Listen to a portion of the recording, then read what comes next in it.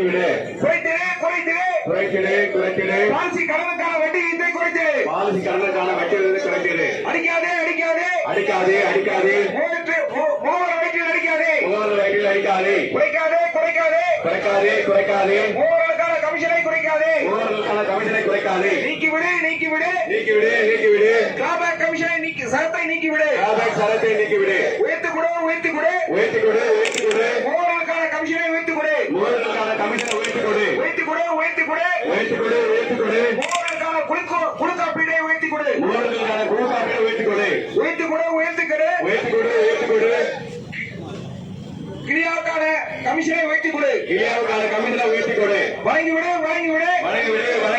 அனைத்து மூவர்களுக்கும் மருத்துவ காப்பீடு வழங்கிடு.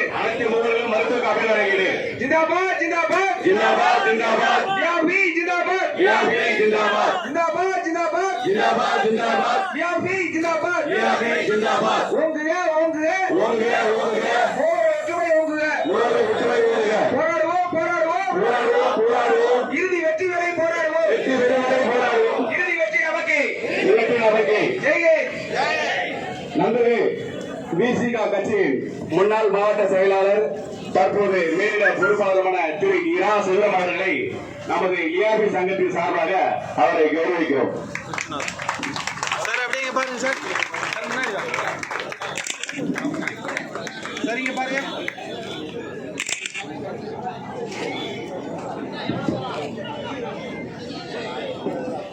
சென்னை கோட்டம் 1-2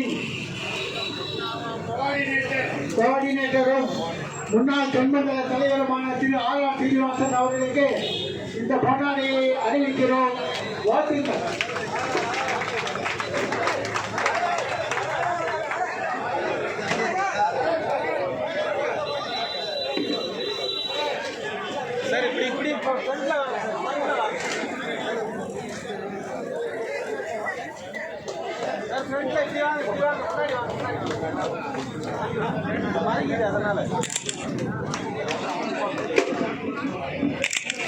அப்படியே இருங்க.